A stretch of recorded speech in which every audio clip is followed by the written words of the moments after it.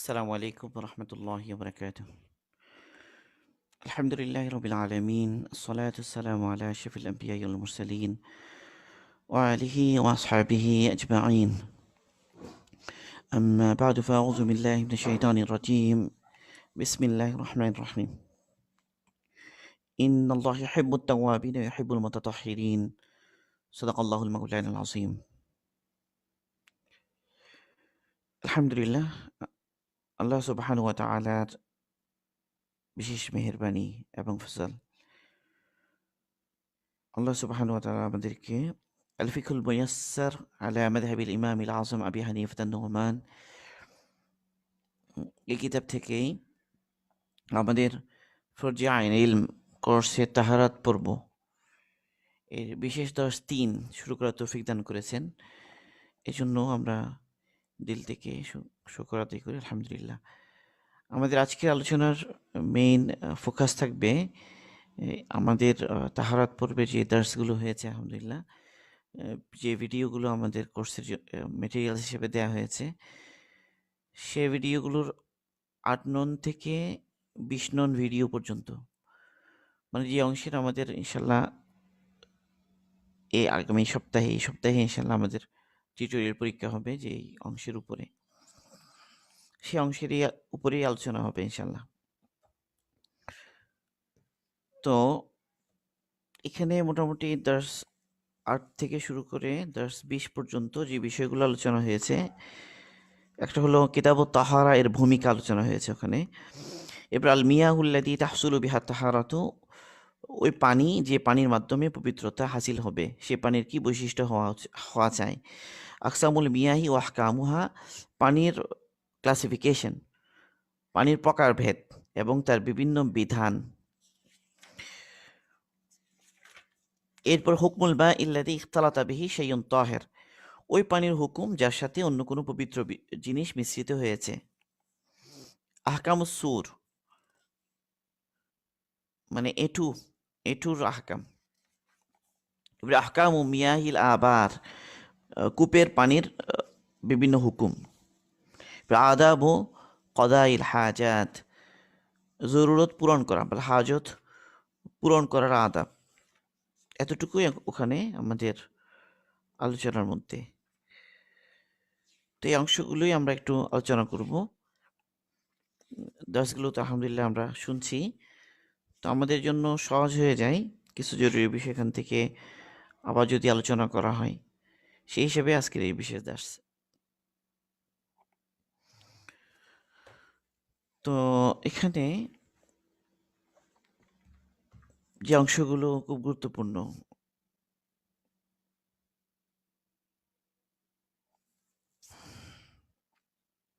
এগুলো শুরুতে এখানে ভূমিকার মধ্যে এই কিতাবের যে লেখক, উনি কোরআনে পাকের আয়াত এনেছেন, ইন্নাল্লাহ ইউহিব্বুত তাওয়াবিন ওয়া ইউহিব্বুল মুতাতাহহিরিন। এখান থেকে আমাদের আলোচনা ইনশাআল্লাহ শুরু হবে।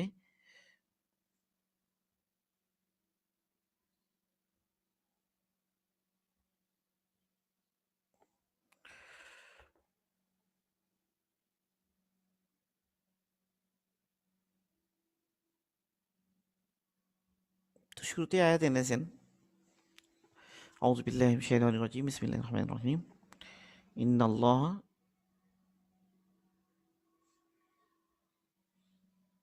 ইউহিব্বুত তাওয়াবিন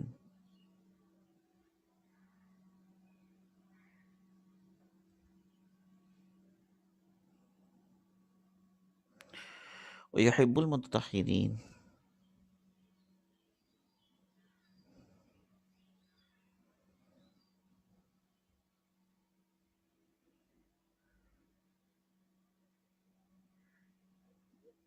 ইউহিব্বুল মুতাতাহহিরিন।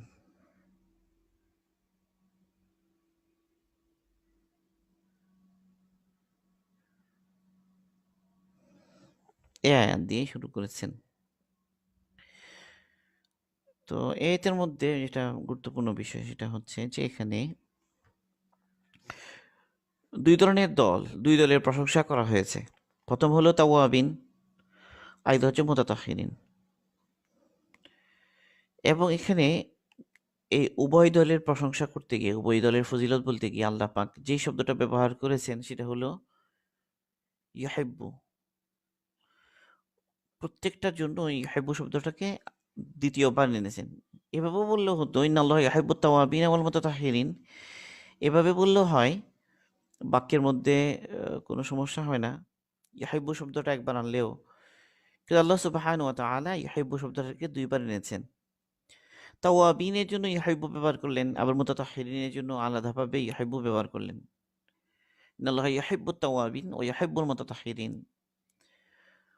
তার মানে বোঝা গেল যে আল্লাহ সুবহানাহু ওয়া তাআলা উভয় দলকেই বিশেষভাবে মহব্বত করেন, ভালোবাসেন, এবং ইউহিব্বু শব্দটাকে দুইবার রিপিট করেছেন। ভালোবাসার কথা শুনতে বেশি ভালো লাগে। মানে যাদেরকে মানুষ ভালোবাসে, যার সাথে ভালোবাসার তাল্লুক বা সম্পর্ক, তার মুখ থেকে এই কথাটা বারবার শোনার মধ্যে, তাকরার হওয়ার মধ্যে আলাদা এক ধরনের মজা আছে, লুৎফ আছে। তো এখানেও আল্লাহ সুবহানাহু ওয়া তাআলা তার বিশেষ কিছু বান্দাদের জন্য তার ভালোবাসা এবং মহব্বতের প্রকাশ ঘটিয়েছেন, এবং সেটা বলতে গিয়ে দুইটা দলের প্রসঙ্গ এনেছেন। দুই দলের জন্য ইউহিব্বু শব্দটা দুইবার উল্লেখ করেছেন। একবার বললেও হতো, কিন্তু দুইবার এনেছেন। তো এর কারণে কি হয়ে গেল যে মানে যারা ওই দুই গুণের অধিকারী হবে, আল্লাহ সুবহানাহু ওয়া তাআলা এর পক্ষ থেকে ভালোবাসার কথাটা বারবার শোনা তাদের জন্য অনেক শান্তিদায়ক, প্রশান্তিদায়ক। এটা একটা বিষয়। আরেকটা হলো যে দুইটা গুণ এখানে বলা হয়েছে। দুইটা গুণের ক্ষেত্রে মুবালাগা এনেছে। মুবালাগা এর সিগা আনা হয়েছে। মুবালাগা মানে হলো যেখানে বাড়তি অর্থ আছে, মানে বেশি বেশির মানা আছে। তাওয়াব, তাওয়াব বলা হয়। তা এমন শব্দের অর্থ হলো তওবাকারী। যদি এখানে তাওয়াব না হয়ে যদি তায়েব বলা হতো, তাও তো কি হতো? তওবাকারীর অর্থটা আসতো, তাই না? যদি এরকম বলা হতো তায়েবুন, যে তায়েবুন বলা হতো, তাও তো হতো। কিন্তু তায়েবুন শব্দ না করে, ব্যবহার না করে, এখানে আল্লাহ সুবহানাহু যে শব্দ ব্যবহার করেছেন এটা হলো তাওয়াব। যে শব্দটা এখানে ব্যবহৃত হয়েছে এটা হচ্ছে তাওয়াব।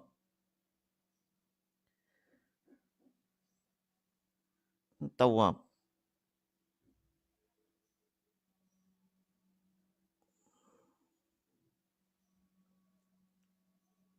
তাওয়াব। তাওয়াবের মানা হচ্ছে বেশি বেশি তওবাকারী, মানে যারা অনেক বেশি পরিমাণে তওবা করে, অনেক বেশি তওবার উপরে থাকে, বেশি বেশি তওবা করে, তাওয়াব শব্দ এনেছেন। আরেকটা হলো যে পবিত্রতার প্রসঙ্গ বলতে গিয়েও ওভাবে বললেন যে মুতাতাহহিরিন। মুতাতাহহির এটাও কিন্তু এই মুতাতাহহির শব্দটার মধ্যেও মুবালাগা আছে। মুতা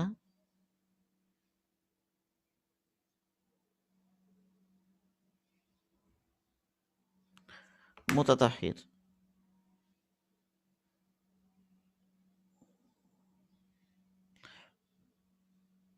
এই মুতাতাহহির শব্দটার মধ্যেও মুবালাগা আছে। মুবালাগা মানে বাড়তি অর্থ আছে, মানে অনেক বেশি পবিত্রতা অবলম্বনকারী। মানে যে ব্যক্তি অনেক বেশি পবিত্রতা অবলম্বন করে, আল্লাহ পাক তাকেও ভালোবাসেন। বিষয়টা ভালোবাসার, সে ভালোবাসাটা আবার আল্লাহ সুবহানাহুর পক্ষ থেকে।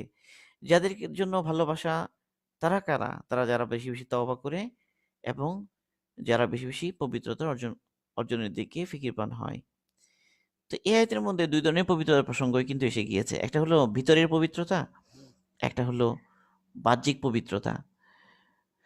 তো পবিত্রতারও দুইটা দিক থাকে, একটা হলো ভিতরের, একটা হলো বাইরের। আমরা যখনই বলবো যে তাহারা, তো তাহারা এর পবিত্রতা দুইটা দিক আছে, একটা ভিতরের দিক, একটা বাহিরের দিক। আমরা যখনই বলবো তাহারা, তাহলে তাহারা শব্দটাই এমন যে এটার ভিতরে, মানে ভিতরের পবিত্রতা এবং বাহিরের পবিত্রতা দুইটাই আছে। একটা হলো বাহ্যিক পবিত্রতা, একটা হলো কি আভ্যন্তরীণ পবিত্রতা। তো এখানে এদিকে ইশারা আছে যে যে বান্দা যেন তার বাহ্যিক যে লেবাস, তার শরীর, তার অঙ্গ প্রত্যঙ্গ এগুলিকে যেমন পাক রাখবে বাহ্যিক নাপাকি থেকে, ঠিক তেমনিভাবে সে তার ভিতরটাকেও পবিত্র করবে, তাকে গুনাহ থেকে পবিত্র করবে, আল্লাহ পাকের নাফরমানি থেকে পবিত্র করবে, তার অন্তরকে শিরক থেকে পবিত্র করবে, নিফাক থেকে পবিত্র করবে, সব ধরনের খারাপ গুণাবলী থেকে অন্তরকে পবিত্র করবে, অহংকার থেকে, রিয়া থেকে, হিংসা থেকে, আরও যা যা খারাপ গুণ আছে সেগুলো থেকে নিজের অন্তরকে পবিত্র করবে। ভিতরের পবিত্রতা এবং বাহ্যিক পবিত্রতা উভয় পবিত্রতারই এখানে কি করা হয়েছে, তারগিব এসেছে। আল্লাহ সুবহানাহু ওয়া তাআলা আমাদের ভিতর, আভ্যন্তরীণ এবং বাহ্যিক সব ধরনের পবিত্রতা আল্লাহ সুবহানাহু ওয়া তাআলা আমাদেরকে অবলম্বন করার তৌফিক দান করুন, আমাদেরকে সত্যিকারের পবিত্র বানিয়ে দিন আল্লাহ সুবহানাহু ওয়া তাআলা। তো এটার দোয়া আমরা আল্লাহ পাকের কাছে করতে পারি। তো এই আয়াত এনেছেন শুরুতে, এরপরে তিনি হাদিস এনেছেন মুসলিম শরীফ, আত-তুহুরু শাত্রুল ঈমান, আত-তুহুরু শাত্রুল ঈমান, পবিত্রতা ঈমানের অর্ধেক। শাত্রুন শব্দটা দ্বারা এটাকে নিসফ বলা হয়, মানে অর্ধেক। তাহলে মুতাতাহহির এই শব্দের ভিতরে মানে ফাওয়াহিশ থেকে, এবং ফাওয়াহিশ মানে ফাহেসা কাজ, অশ্লীল কাজ, মন্দ কাজ থেকে নিজেকে পবিত্র করারও মানা আছে, মানে দূরে অবস্থান করা, আসলে মানে এগুলো থেকে দূরে অবস্থান করা। আল্লাযী ইয়াঈশু বাঈদান আনিল ফাওয়াহিশি ওয়াল আওসাক, যে ব্যক্তি মন্দ কাজ থেকে এবং ময়লা থেকে, নাপাকি থেকে অনেক দূরে অবস্থান করে, সে হলো মুতাতাহহির, সে হলোই পবিত্রতা অবলম্বনকারী। তো এটার জন্য এক হলো তাওবা, ২ নম্বর হলো পবিত্রতার উপকরণগুলোকে কি করা, ব্যবহার করা। এরপর হাদিসটা এনেছেন, এটা তো আমরা সবাই পারি, আত-তাহুরু শাত্রুল ঈমান, পবিত্রতা ঈমানের অর্ধেক। এবার আরেকটা হাদিস এনেছেন, মিফতাহুল জান্নাতি আস-সালাহ ওয়া মিফতাহুস সালাতি আত-তুহুর, মিফতাহুল জান্নাতি আস-সালাহ ওয়া মিফতাহুস সালাতি আত-তুহুর, জান্নাতের চাবি হচ্ছে সলাত এবং সলাতের চাবি হচ্ছে পবিত্রতা। এটাও আমরা সবাই জানি। রাওয়াহু আহমদ, ইমাম আহমদ হাম্বল রাহিমাহুল্লাহ এই হাদিসটা মুসনাদ আহমদের মধ্যে এনেছেন। আর আত-তাহুরু শাত্রুল ঈমান এই হাদিসটা মুসলিম শরীফে এসেছে, রাওয়াহু মুসলিম। এখন এই পবিত্রতাটা ২ প্রকার, যেটাকে আমরা মানে পবিত্রতা বলি। তো পবিত্রতা দ্বারা বলছে পরিচ্ছন্নতা। তাহারা এটার অর্থ হচ্ছে আন-নাযাফা,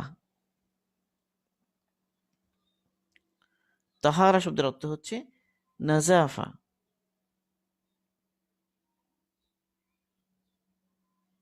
তাহারা এটা হচ্ছে আন-নাযাফা।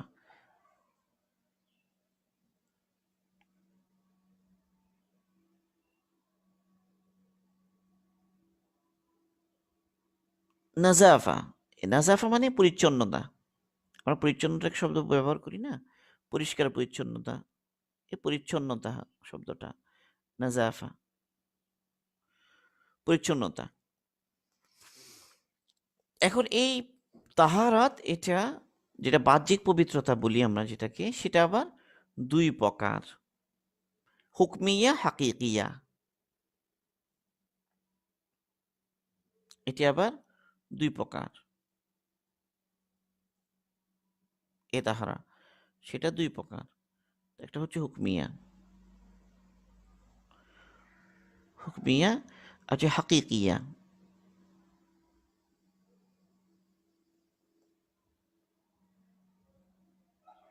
হুকমিয়া এবং হাকিকিয়া,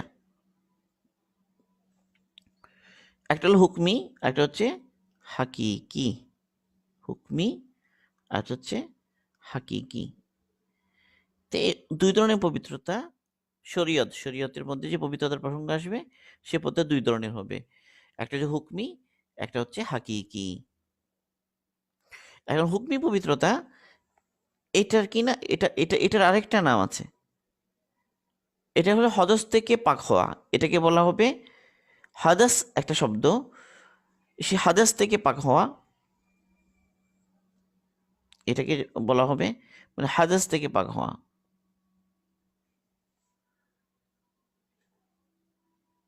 হাদাস হাদাস থেকে পাক হওয়াকে বলা হয় হুকমি।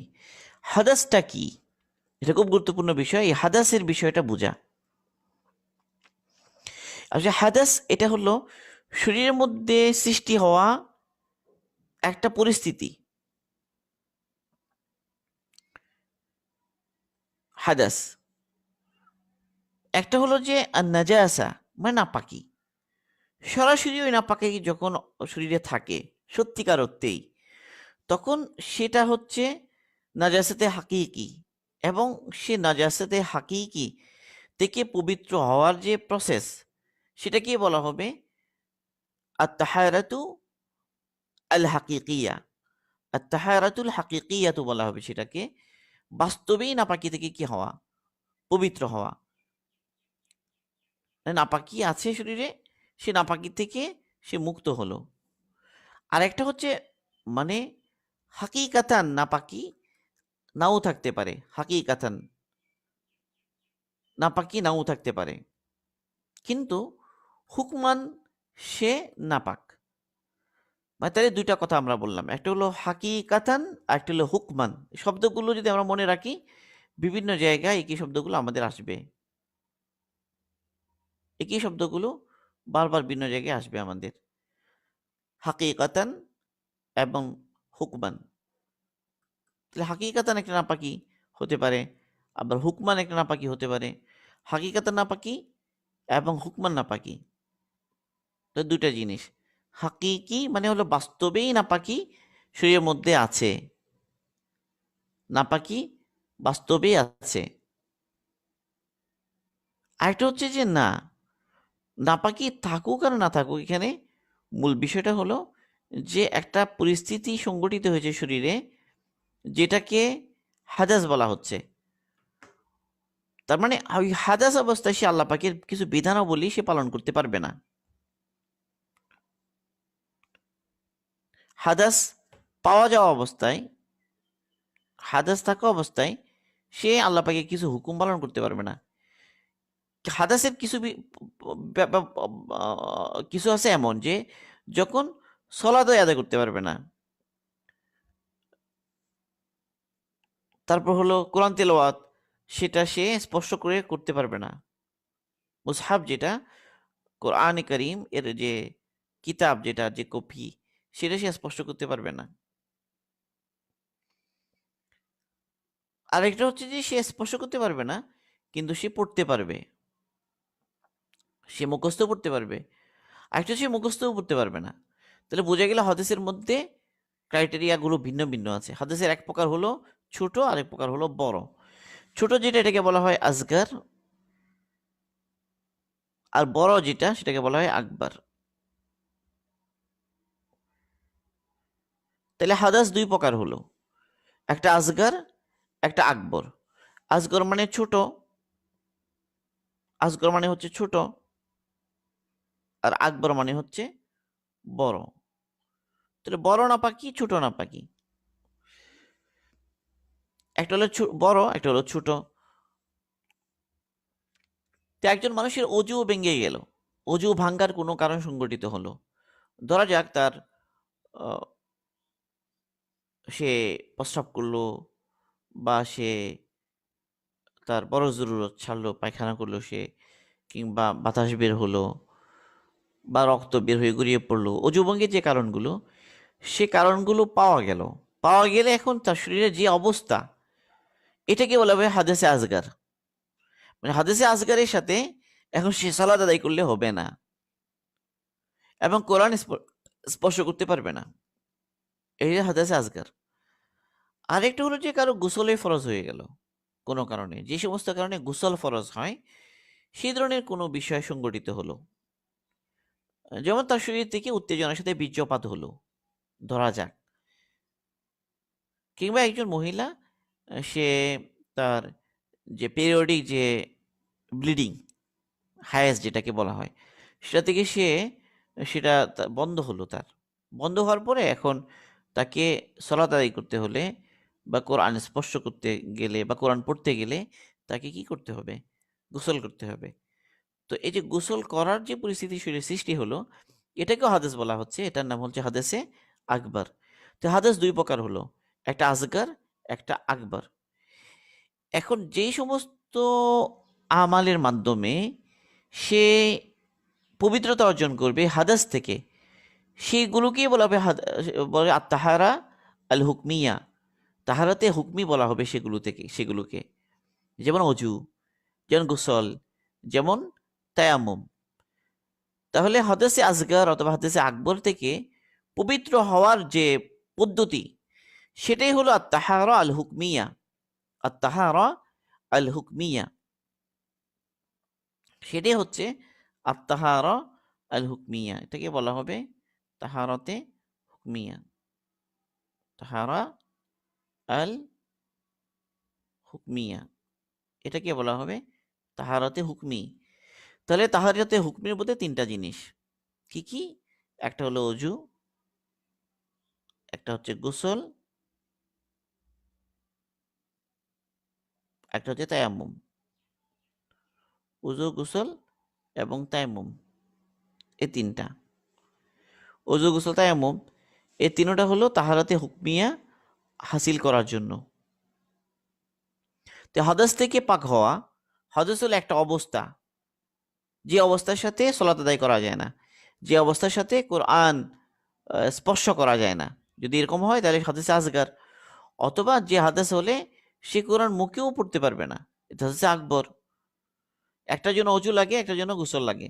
তাহলে অজু, গোসল এবং তায়াম্মুমের মাধ্যমে যে পবিত্রতা হাসিল হবে, এটাকে বলা হবে আত্তাহারাতু আল হুকমিয়া।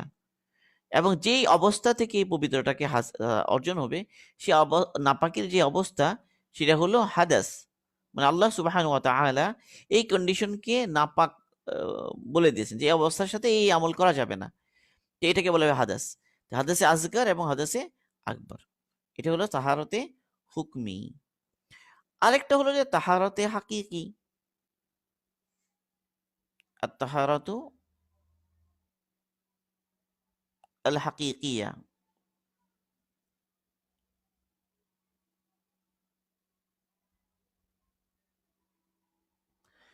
তাহারা আল হাকিকিয়া। হাকিকি এই শব্দ হচ্ছে বাস্তব। হাকিকত শব্দের অর্থ হচ্ছে বাস্তব, মানে বাস্তবেই নাপাকি তার শরীরে আছে বা তার কাপড়ে আছে। তাহলে কোনো জিনিসের মধ্যে বাস্তবেই যদি কি থাকে, নাপাকি থাকে, এই নাপাকিকে আরবিতে বলা হয় আন-নাজাসা।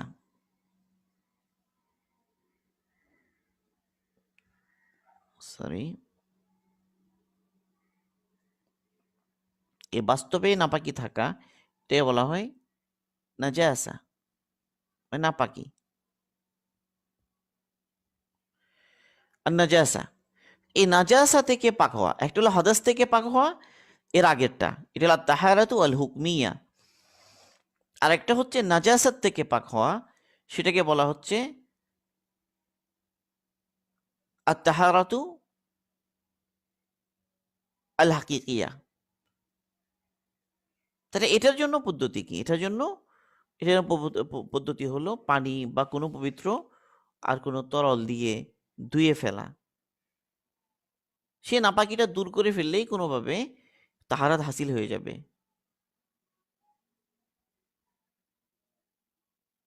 যে পবিত্র পানি দ্বারা যদি ধৌত করে, অথবা মাটির সাহায্য নেই, পবিত্র মাটি অথবা পাথর, একটা দাবাগত বলে, এটা চামড়া পবিত্র করার একটা পদ্ধতি। এটা যেমন চামড়া, চামড়াকে পবিত্র করার জন্য একটা পদ্ধতি আছে, এটা দাবাগত বলা হয়, মানে প্রক্রিয়াজাতকরণ আর কি চামড়াকে, এটাকে বলা হয় দাবাগত।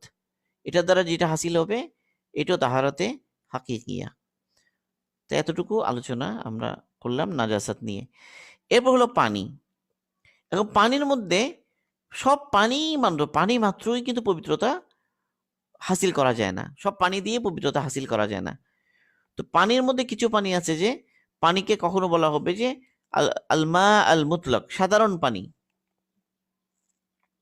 আলমা আল মুতলক, এটা না হলে সাধারণ পানি, যেটা কি করতে পারে, যেটা দিয়ে পবিত্রতা অর্জন করা যেতে পারে, সাধারণ পানি। তো এই সাধারণ পানি কাকে বলা হবে? তো তার মধ্যে তিনটা বিষয় যদি পাওয়া যায় কোনো পানিতে, তাহলে সেটাকে বলা হবে সাধারণ পানি। তাহলে সাধারণ পানিতে তিনটা যে বিষয় থাকতে হবে, তিনটা বৈশিষ্ট্য থাকতে হবে। এক বৈশিষ্ট্য হলো যে সাধারণ পানি যেটা, সেটা পানির যে সৃষ্টিগত বৈশিষ্ট্য, সেই সৃষ্টিগত বৈশিষ্ট্য অটুট থাকতে হবে। এক নাম্বার হলো সৃষ্টিগত বৈশিষ্ট্য অটুট থাকা। সৃষ্টিগত পানির যে সৃষ্টিগত বৈশিষ্ট্য, পানিকে মধ্যে যে সৃষ্টিগত বৈশিষ্ট্য আছে সেটা পাওয়া যাবে, সেটা অটুট আছে, এটা একটা বৈশিষ্ট্য। 2 নম্বর হলো নাপাকি মিশ্রিত হতে পারবে না। কোনো প্রকার নাপাকি মিশ্রিত হওয়া থেকে নাপাকি মুক্ত হতে হবে, সেটা সৃষ্টিগত বৈশিষ্ট্যের উপর আছে এবং নাপাকি মুক্ত হতে হবে। 3 নম্বর হলো অন্য জিনিস তার উপর প্রাধান্য পেতে পারবে না। অন্য কোনো জিনিস তার উপর যে মিক্স হয়ে থাকে, তো মিক্স হয়ে কোনো জিনিস তার উপর প্রাধান্য পাবে না, প্রাধান্য পেয়েছে আর কিছু, প্রাধান্যপ্রাপ্ত অন্য কিছু প্রাধান্য পেয়েছে তার উপরে, এমন হবে না, এমন হবে না। অন্য জিনিস অন্য কিছু মিক্স হয়ে এর প্রাধান্য পেয়েছে এমন কিছু হবে না। পানি তার সৃষ্টিগত বৈশিষ্ট্যের উপর অটুট থাকা, এটা তার উদ্দেশ্য হচ্ছে যে পানি সৃষ্টিগতভাবে পানির একটা তারল্য আছে, পানি নিচের দিকে যায়, তাই না? পানির ঘনত্ব, একটা নির্দিষ্ট ঘনত্ব আছে পানির। এরপর হলো পানির সাধারণত মানে পানির একটা স্বাদ আছে, তাই না? যে কোনো জিনিসের গন্ধ, বর্ণ আর কি স্বাদ, গন্ধ, বর্ণ এবং স্বাদ। পানির যে বৈশিষ্ট্যগুলো সেগুলো অটুট থাকতে হবে। পানি তো আসলে নিশ্চয়ই রং নাই, সে যে জায়গায় যায় সেটা রং ধারণ করে। এখন যদি কোনো জিনিস মিক্স হয়ে তার পানির রং পরিবর্তন করলো, এটা হতে পারে। যেমন ধরেন তরকারির ঝোলে তো পানি আছে, কিন্তু সেটার স্বাদ হলো কি ঝোলের স্বাদ, সেটার গন্ধ আরেক রকম, এবং সেটার কি বলে যে কালার পরিবর্তন হয়ে গিয়েছে। তো তরকারির ঝোল যেটা হয়ে গেল, তো এটা কি আর কি আল মাউল মুতলাক সাধারণ পানি বলা যাবে? বলা যাবে না। তাহলে সেটা দিয়ে কি হবে না, অজু করা, গোসল করা বা পবিত্রতা হাসিল করা কি হবে না, জায়েজ হবে না। কারণ সেটা কি হয়ে গিয়েছে, পরিবর্তন হয়ে গিয়েছে। একইভাবে ধরেন পানির তো আরো প্রকার আছে, যেমন ধরেন আহ, খেজুরের রস, এটাও পানি। কিংবা ধরেন যে কোনো একটা ফল নিংড়িয়ে যে পানি বের করা হয়, সেটাও পানি। গোলাপ জল, এটাও একটা পানি। তো আরো আখের রস, এটাও একটা পানি। তরমুজ, তরমুজের যে রস, এটাও একটা পানি। তো এই যে আরো পানি হতে পারে, এগুলো কি হবে না, এগুলো কি সাধারণ পানি বলা হবে না, এগুলো দিয়েও পবিত্রতা অর্জন করা যাবে না। পানির সাথে আর কিছু মিক্স হয়ে প্রাধান্য পেলো, ধরা যাক যে পানির সাথে দুধ মিশ্রিত হলো এবং দুধ প্রাধান্য পেলো পানির উপরে, বা পানির সাথে সিরকা মিশ্রিত হলো, সিরকা পানির সাথে উপরে প্রাধান্য পেলো, বা আর কোনো জিনিস পানির সাথে মিক্স হয়ে গেল, মিক্স হয়ে প্রাধান্য পেলো। প্রাধান্য পাওয়ার অর্থ কি সেটা আমরা আলোচনা করব পরে। তখন কি হবে না, সে পানি দ্বারা পবিত্রতা হাসিল করা কি হবে না, ঠিক হবে না। তাহলে এই মায়ে মুতলকের উদাহরণ কি? শত বৃষ্টির পানি, এরপর নদীর পানি, কূপের পানি, ঝর্ণার পানি, সমুদ্রের পানি, বরফ গলা পানি, তুষার গলা পানি, এগুলি হচ্ছে মায়ে মুতলক। মায়ে মুতলক বললে এগুলোকে আমরা বুঝাবো। বাস, এই হলো মোটামুটি পানির সাধারণ পানি নিয়ে আলোচনা। এরপর আমাদের পবিত্র করতে পারবে কি পারবে না কোনো একটা পানি, সে পবিত্রতা করতে তাকে দিয়ে সে পানি দ্বারা পবিত্রতা হাসিল করা যাবে কি যাবে না, এটার ভিত্তিতে পানি আবার 5 প্রকার। আকসামুল মিয়া ও আহকামুহা, মানে একটা পানি, সে পানি দ্বারা পবিত্রতা হাসিল করা যাবে কি যাবে না, এটা ভিত্তিতে পানি হলো 5 প্রকার। তাহলে পানি 5 প্রকার, পানি 5 প্রকার হলো, 5 প্রকার। এই 5 প্রকার বলতে মানে সে পানি দ্বারা পবিত্রতা হাসিল করা যাবে কি যাবে না সেটার ভিত্তিতে। তো প্রথম প্রকার যেটা ছিল ওই পানি, যে পানি নিজে পাক, যে পানিটা নিজে পাক। প্রথম হলো সে নিজে পাক, তার পবিত্রতা নিয়ে কোনো সমস্যা নাই। 2 হলো অন্যকে পাক করতে পারে, তো আমরা সেটাকে বলি যে পাককারী, এটা বলি পাক করতে সক্ষম।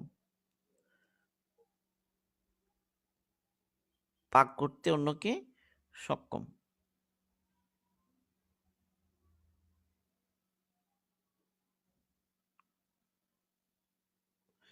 পাক অন্যকে পাক করতে সক্ষম। আরেকটা হলো গায়রু মাকরুহিন, এটা বলা হয় তাহিরুন মুতাহহিরুন গায়রু মাকরুহিন। সে নিজে পাক, অন্যকে পাক করতে সক্ষম এবং মাকরু নয়। মাকরু নয়, সে পানি দ্বারা পবিত্রতা হাসিল করাটা মাকরু নয়। এই হলো তিনটা বৈশিষ্ট্য। এটা হলো 1 নাম্বার। প্রথম প্রকার পানি, যে পানি দ্বারা আমরা পবিত্রতা হাসিল করব, সে পানি হচ্ছে তাহিরুন মুতাহহিরুন গায়রু মাকরুহিন। সে নিজে পাক, অন্যকে পাক করতে পারে এবং ওই পানি দ্বারা পবিত্রতা হাসিল করা মাকরু নয়। কিছুক্ষণ আগে আমরা যে আলমা উল মুতলক বললাম, সাধারণ পানি বললাম, সে সে সাধারণ পানিটা, সেটা হলো প্রথম প্রকার। সমুদ্রের পানি, নদীর পানি, কূপের পানি, বরফ গলা পানি, ঝর্ণার পানি, মানে যেটার সাথে অন্য কোনো নাপাকি মিশ্রিত হয়নি, যে পানির উপরে অন্য কিছু প্রাধান্য পায়নি, বা যে পানি তার সৃষ্টিগত বৈশিষ্ট্যের উপর অটুট আছে, সেই বৈশিষ্ট্য পাওয়া গেলে সেই পানিকেই বলা হবে তাহিরুন মুতাহহিরুন গায়রু মাকরুহিন, পাক, অন্যকে পাক করতে সক্ষম এবং মাকরু নয়। এটা প্রথম প্রকার। এরপর দ্বিতীয় প্রকার হলো যে পানি নিজে পাক, পবিত্র। 2 নাম্বার, সে নিজে পবিত্র, পাক, সে পানিটা পাক, অন্যকে পাক করতেও সক্ষম, পাক করতেও সক্ষম সক্ষম তবে একটা বিষয়, সে পানি দিয়ে পবিত্রতা হাসিল করাটা মাকরু হয়ে গিয়েছে কোনো একটা কারণে। তাহলে এটা হলো 2 নাম্বার, তাহিরুন মুতাহহিরুন মাকরুহুন। এখন এটা কখন বলা হবে? কোনো একটা পানি, সে পানি থেকে পান করেছে বিড়াল, এমন একটা পানি যে পানিতে মুখ লাগিয়েছে বিড়াল অথবা মুরগি। বিড়াল, মুরগি, অথবা আরো কোনো হিংস্র যে পাখিগুলো আছে, যেমন বাজ পাখি বা এই ধরনের পাখিগুলো, কিংবা কোনো সাপ, কোনো সাপ মুখ লাগিয়েছে। তো এই পানিটা, যে পানিতে মুখ দিয়েছে বিড়াল অথবা মুরগি অথবা কোনো এই কোনো হিংস্র পাখি, মানে বাজ যেমন, অথবা সাপ, তাহলে এই পানিটা কিন্তু বিড়াল মুখ দিলে পানি নাপাক হয় না। বিড়াল মুখ দিলে পানি নাপাক হয় না। হাদিসে আসছে এটা, আল্লাহ রসুল মানে বিড়ালের ক্ষেত্রে বলেছেন যে বিড়াল তো তোমাদের আশপাশে সবসময় কি করে, চলাচল করে, চলাফেরা করে, ঘরের মধ্যে বিড়াল সবসময়ই থাকে, ঘরের মধ্যে আসা যাওয়া করে। তা ওয়াফাত বলেছেন আল্লাহ রসুল, মানে সবসময় ঘরের মধ্যে বিড়াল আসতেই থাকে, কখন আসে সবকিছুতে মুখ দেয়। এখন যদি বিড়ালের একটু যদি নাপাক বলা হয়, তো কঠিন হয়ে যাবে পরিস্থিতি, কারণ এগুলো বিড়াল তো সবসময় আসে, এতে বাঁচা মুশকিল। তো এই জন্য আল্লাহ রসুল বলেছেন যে মানে বিড়ালের যে এঁটু সেটা কি পাক। ওই এক সাহাবীর একটা ঘটনা আছে যে এক সাহাবী, উনি অজু করছিলেন, অজু করার সময় একটা বিড়াল পানি খেতে চাইলো। তো তিনি ওই তার অজুর যে পানি পাত্র, সে তার দিকে দিয়ে দিলেন, সে যেন ওখান থেকে পান করতে পারে। পান করলো এবং তিনি কি করলেন, তিনি এরপরে ওই পানি দিয়ে অজু করলেন। তখন তার ওখানে পুত্রবধূ ছিল, পুত্রবধূ জিজ্ঞেস মানে জানতে চাইলো যে এই ব্যাপারে। তো তিনি বললেন যে আল্লাহ রসুল বলেছেন এটা তাওয়াফাতের মধ্য থেকে। তাওয়াফাত মানে হলো ঘরের মধ্যে সবসময় তাওয়াফ থেকে আর কি, সবসময় ঘুরঘুর করে ঘরে। তো বিড়াল থেকে বাঁচা মুশকিল। তো বিড়াল, মুরগি, এই ধরনের বিষয়গুলো যাদের একটু কিনা নাপাক না। তো এখন কথা হলো এই পানি দ্বারা অজু কখন করব আমরা, এটা একটা বিষয়। যে যখন অন্য কোনো পানি আমার কাছে নাই, মানে আলমা আল মুতলাক সাধারণ পানি সেটা আমার কাছে নাই, আছে হলো ওই পানি যে পানিতে এই ধরনের বিড়াল মুখ দিয়েছে, অন্য কোনো পানি আমার কাছে নাই। তো অন্য পানি যখন থাকে না, তখন এই পানি দ্বারা পানি দিয়ে অজু করতে কোনো সমস্যা নাই। মাকরু হবে না। কিন্তু যখন সাধারণ পানি মজুদ থাকবে তখন এই পানিটা ব্যবহার করাটা মাকরু হবে। তো এটা হলো দ্বিতীয় প্রকারের পানি। এরপর পানির 3 নম্বর প্রকার যেটা, 3 নম্বর, সেটা হচ্ছে ওই পানিটা, যেই পানিটা পাক, কিন্তু সেই পানি পবিত্র করতে পারবে কি পারবে না এটা নিয়ে সন্দেহ। অন্যকে পাক করার ব্যাপারে সন্দেহ, অন্যকে পাক করার ব্যাপারে সন্দেহ এসে গেছে।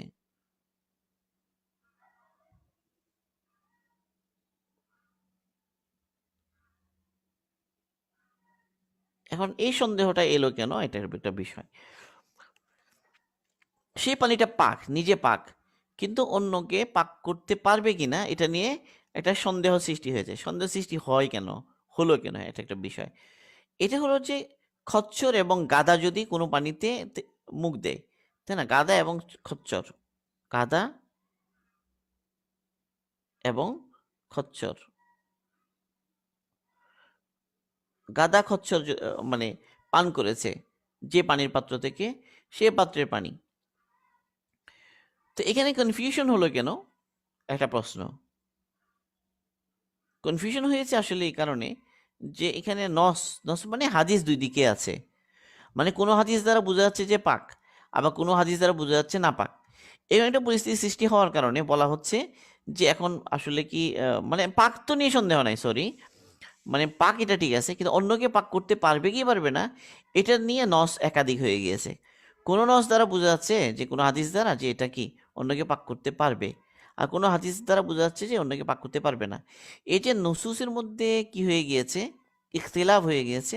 তো এই জন্য ওলামাগণ এখানে এটার হুকুম দিয়েছেন যে এটা এমন পানি যে নিজে পাক, কিন্তু অন্যকে পাক করতে পারবে কি পারবে না এটা নিয়ে সন্দেহ। কোন পানি সেটা, গাদা এবং খচ্চরের, গাদা এবং খচ্চরের যে এটু, সেটা। এখন এটা এটা কিন্তু সেটা যে পাক এটা নিয়ে কোনো সন্দেহ নাই। সন্দেহটা কোথায়, যে সে অন্যকে পাক করতে পারবে কি পারবে না, সে কারণে।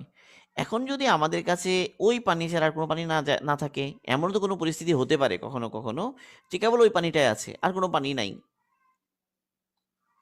ধরা যাক মরুভূমিতে এক ব্যক্তি গাদা এবং খচ্চর আহ, মানে চড়াচ্ছে সে, ওখানে তার কাছে একটা পাত্র আছে, সে পাত্র থেকে গাদা পান করেছে। এখন তার কাছে আর কি নাই, আর কোনো পানি নাই। এখন নামাজের হুকুম হয়ে ওয়াক্ত হয়ে গিয়েছে, এখন ওই পানি দিয়ে অজু করবে কি করবে না, এই হলো মাসআলা। তো এমন পরিস্থিতিতে তাই কি করতে হবে, তাকে অন্য কোনো যদি না থাকে তাকে এই পানি দ্বারা অজু করবে এবং সাথে তায়াম্মুমও করবে। এখন তায়াম্মুম আগে করবে নাকি অজু আগে করবে এটা তার এখতিয়ার। চাইলে সে আগে তায়াম্মুম করতে পারে, অথবা সে আগে অজু করতে পারে। তবে দুইটাই করবে, অজুও করবে এবং তায়াম্মুম তায়াম্মুম করবে, দুইটাই করবে। এই এই পানি যদি এরকম হয়, তো অজু প্লাস তায়াম্মুম দুইটাকে এখানে জমা করতে হবে। তাহলে আমরা যদি প্রশ্ন করি যে কোন ধরনের পানির ক্ষেত্রে অজু এবং তায়াম্মুম দুইটাকে যোগ করতে হয়, এটা যদি আমাদের প্রশ্ন হয়, তো এটার উত্তর কি হবে? উত্তর হবে যে ওই পানি, যে পানি নিজে পাক তো অন্যকে পাক করতে পারে কিনা এই ব্যাপারে কনফিউশন সৃষ্টি হয়েছে, সন্দেহ সৃষ্টি হয়েছে। যেমন গাদা এবং খচ্চরের এঁটু। এই 4 নাম্বার যেটা, 4 নাম্বার, এটা হলো ওই পানি, যে পানিকে বলা হয়েছে ব্যবহৃত পানি। এটা এটা নিজে পবিত্র, নিজে পাক, কিন্তু অন্যকে পাক করতে সক্ষম নয়, অন্যকে পাক করতে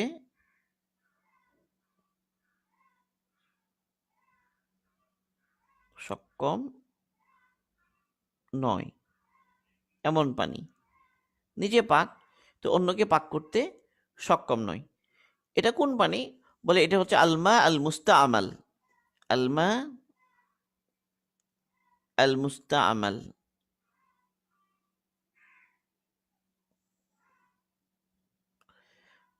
ব্যবহৃত পানি।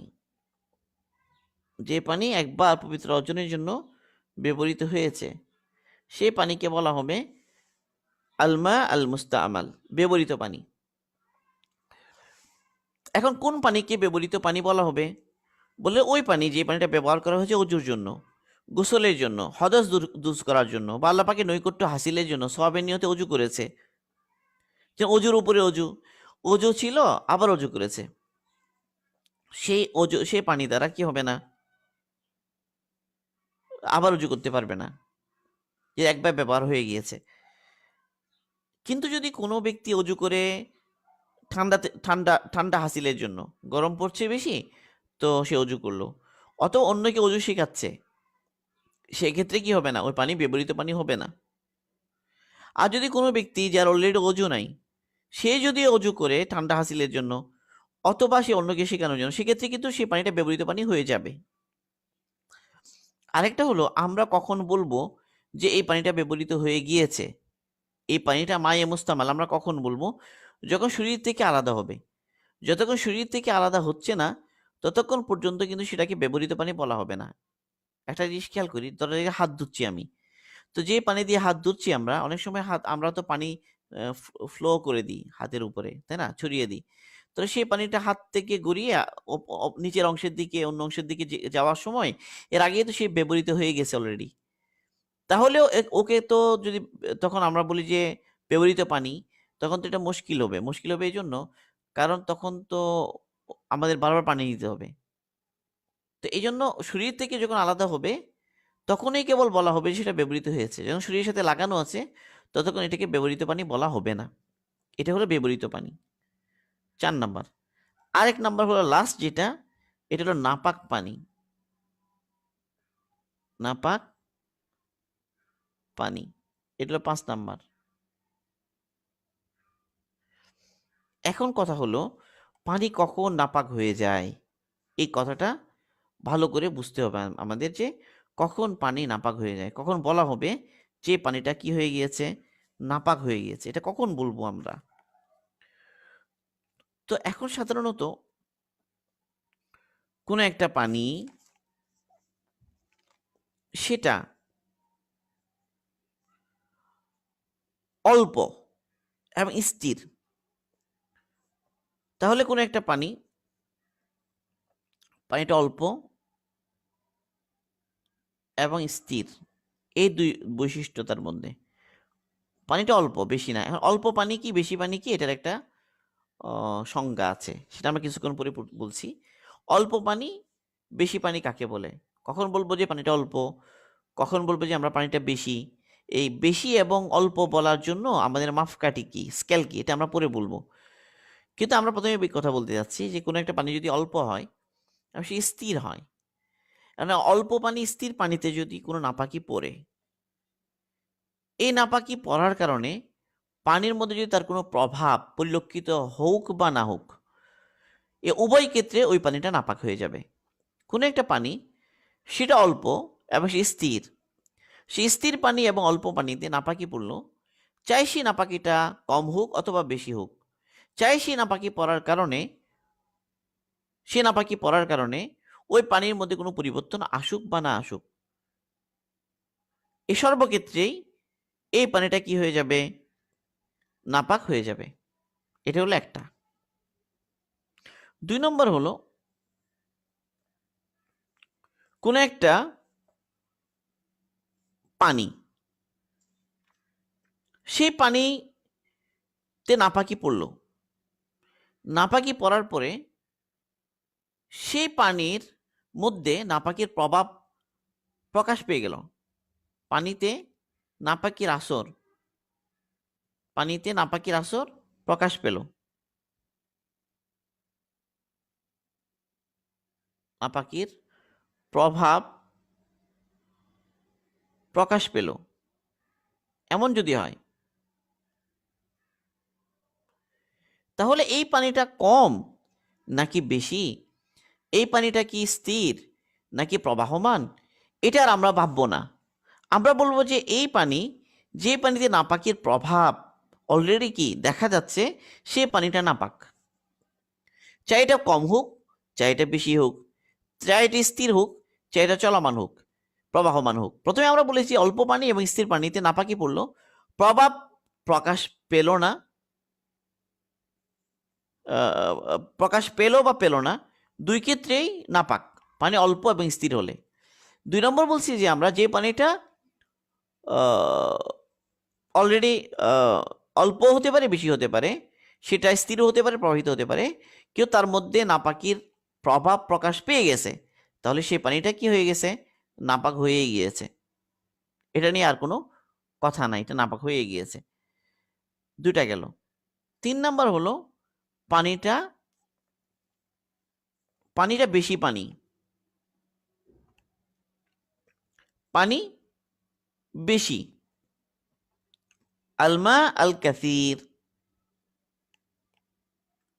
আলমা আল কাসির, বেশি পানি। কাসির মানে হলো বেশি,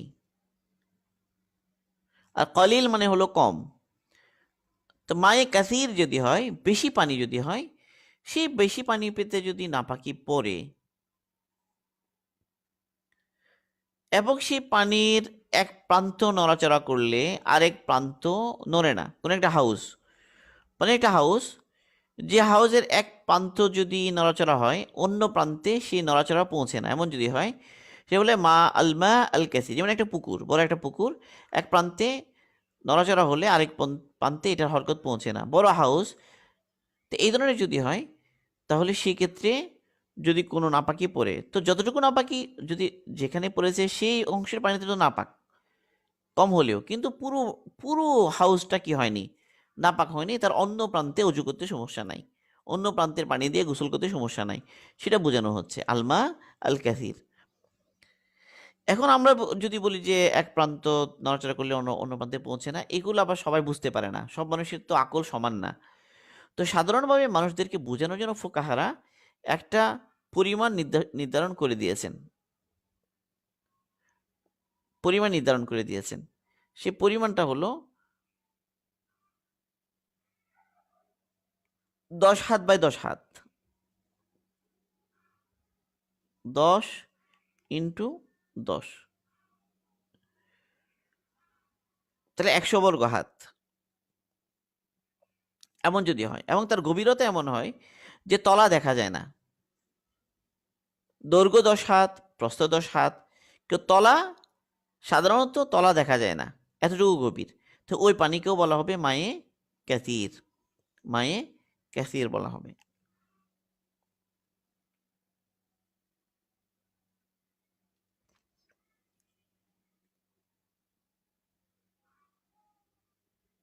এতে কম পানি হলে, এর থেকে যদি কম হয়, বৈশিষ্ট্য যদি না থাকে, তাহলে সেটাকে বলা হবে মায়ে কলিল। আর যদি এই বৈশিষ্ট্যগুলো হয় সেটা মায়ে কাসির। এ হলো মোটামুটি বিষয়। এখন যদি কোনো একটা পানির সাথে নাপাকি মিশ্রিত হয়ে যায়, কোনো একটা পানি তার সাথে মিশ্রিত হয়ে গেল নাপাকি, তাহলে সেই পানিটাও নাপাক হয়ে যাবে এবং সেই পানি দ্বারা উজু করা সই হবে না।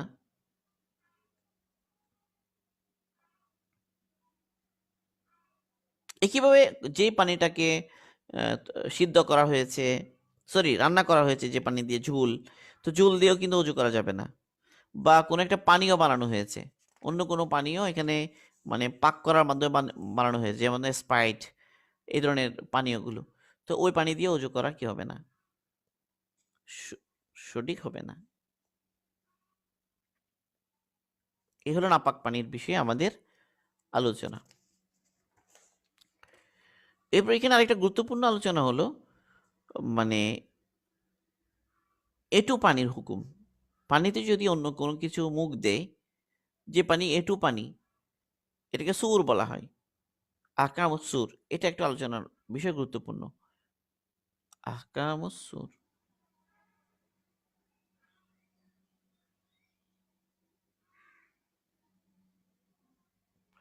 আমরা বলতে পারি যে এটু পানি,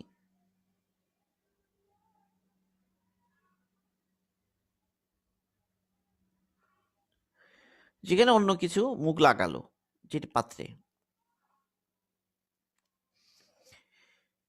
এখন যদি কোনো একটা পানির পাত্র থেকে কোনো মানুষ পান করে এবং তার মুখের মধ্যে কোনো নাপাকি ছিল না, এমন যদি হয়, চাই সেই মানুষটা মুসলমান হোক, চাই সেই মানুষটা কাফের হোক, চাই সে মানুষটা পাক অবস্থায় থাকুক, চাই ওই মানুষটা নাপাক অবস্থায় থাকুক, পরিস্থিতি যাই হোক না কেন, তাহলে কোনো একজন মানুষ যদি পান করে কোনো একটা পানির পাত্র থেকে, মুসলমান হোক বা কাফের, ওই মানুষের শরীর তখন পাক থাকুক বা নাপাক থাকুক, তার মুখে যদি নাপাকি না থাকে, তাহলে ওই মানুষের নাপাকি যেটা, সেটা পাক। একইভাবে কোনো ঘোড়া যদি কি করে, পান করে কোনো একটা পাত্র থেকে, এবং ঘোড়ার মুখে যদি নাপাকি না থাকে, তো সেটাও কি পাক। একইভাবে সমস্ত জানোয়ার, যে সমস্ত জানোয়ারগুলোর গোশত খাওয়া হয় হালাল, তাহলে যেমন ওট, যেমন গরু, যেমন ছাগল, ভেড়া, এরা এই সমস্ত প্রাণী যাদের গোশত আমরা খাই, সেই ধরনের কোনো প্রাণী যদি মুখ দেয় পানির পাত্রে, তাহলে সেই পানি দ্বারা অজু করা কি হবে, জায়েজ হবে, এবং সে পানিকে পাক বলতে হবে। এখানে একটা উসুল মনে রাখতে হবে। উসুলটা হলো, মানে এটু পানির ক্ষেত্রে উসুলটা হলো, যেই প্রাণীর গোশত খাওয়া হালাল, যে প্রাণীর গোশত খাওয়া হালাল, তাহলে তার লালা এবং ঘাম, লালা এবং ঘাম পবিত্র ধরা হবে। যে প্রাণীর গোশত খাওয়া হালাল, তার লালা এবং ঘাম পবিত্র ধরা হবে। যেমন গরু, যেমন বললাম যে আমরা ওট, ছাগল, এদের।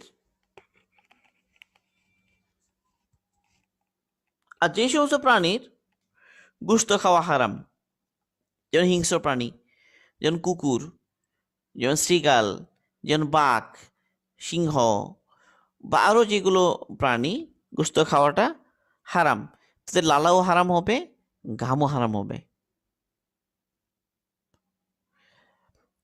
আবার ব্যতিক্রম হলো যে বিড়াল, বিড়ালের গোশত খাওয়া তো হারাম, তাই না, হালাল না। কিন্তু বিড়ালের লালা, সেটাকে নাপাক বলা হলো না কেন? ওই যে আল্লাহ রসুলের হাদিস এসে গেছে, এই কারণে। রসুল সাল্লাল্লাহু আলাইহি ওয়াসাল্লাম যেহেতু হাদিসে পাকের মধ্যে এটাকে, বিড়ালকে, মানে বিড়ালকে ছাড় দিয়েছেন, বিড়ালকে তো অসুবিধা হয়ে যাবে, এই কারণে এই নস পাওয়া যাওয়ার কারণে আমরা বলছি যে বিড়ালেরটা কিনা পাক, না পাক না, মাকরু বলা হচ্ছে, এটা অন্য বিষয়। কিন্তু ওটা দিয়েও পবিত্রতা হাসিল হবে যখন পানি পাওয়া যাবে না। আরেকটা হলো যে শুকর, তাই না, শুকর তো হারামি, শুকর একটু হারামি হবে। আরেকটা হলো, বললাম যে আমরা খচ্চর এবং এই গাদা, তো তারাও সন্দেহযুক্ত আগে গেছে যে পাক হতে হবে কি হবে না, এটা নিয়ে সন্দেহ। আর কোনো পানি না থাকলে তখন অজু এবং তায়াম্মুম দুইটাই করতে হবে। তাহলে আমরা পেলাম বিড়ালের এটু, এটা পবিত্র কিন্তু মাকরু। মানুষের এটু, এটা পবিত্র, মাকরু নয়। আর হলো খচ্চর এবং গাদার এটু, এটা পবিত্র নিজে, তো অন্যকে পাক করতে পারবে কিনা সন্দেহ এসে গিয়েছে। আর হলো শূকর, কুকুর, এসব হিংস্র প্রাণী, এদের নাপাকগুলো কি, এদের লালা এবং এদের যে ঘাম, এরা এগুলো নাপাক। এই হলো মোটামুটি বিষয় আমাদের আলোচনা। আমরা এখানে একটু শেষ করতেছি আজকে, যতটুকু হয়েছে আলহামদুলিল্লাহ। তো বাকি অংশটা আমরা তো এগুলো শুনবো ইনশাল্লাহ। আবার আগামী সপ্তাহে তো আবার আমাদের একটা দার্স আছে, তো ওখানে বাকি আলোচনাগুলো আমরা করবো। আজকে যতটুকু হয়েছে আলহামদুলিল্লাহ হলো। আপাতত আমরা এখানে শেষ করতে যাচ্ছি। সুবহানাল্লাহি ওয়া বিহামদিহি, সুবহানাকাল্লাহুম্মা ওয়া বিহামদিকা, আশহাদু আল্লা ইলাহা ইল্লা আনতা, আস্তাগফিরুকা ওয়া আতুবু ইলাইক।